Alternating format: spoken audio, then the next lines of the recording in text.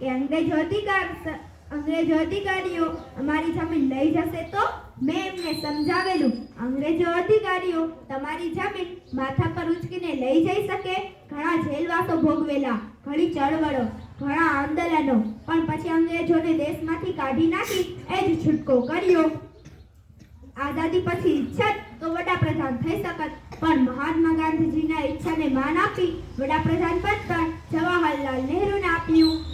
હું નાયબ વડાપ્રધાન ગૃહમંત્રી બન્યો. 562 રજવાડા એક કર્યા. જે માન્યા તેને મનાવ્યા, જે ન માન્યા તેની સામે દોડા બતાવ્યા. છતાં જે ન માન્યા એને ધાલ ઝપાટથી મનાવીને છોડ્યા. હિન્દુ હોય કે મુસ્લિમ, ગુંડો તો ગુંડો છે, અને ગુંડા સાથે મેં કડકાઈથી કામ લીધું.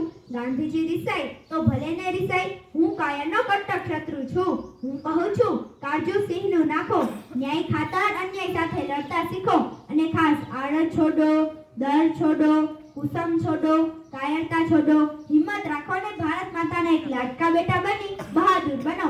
દેશનું કલ્યાણ નથી મારા હાથમાં કે નથી ગાંધીજીના હાથમાં, એ તો યુવાનોના હાથમાં છે. જે મોટથી ડરે છે તેના માટે બંદૂક છે. ઝુલમીમાં ઝુલમી રાજ્ય પણ પ્રજા એકત્ર થાય ત્યારે ટકતું નથી. ના મર્દના જીવન કરતા બહાદુરીથી મરતા શીખો. અસ્તુ. જય હિન્દ, જય ભારત.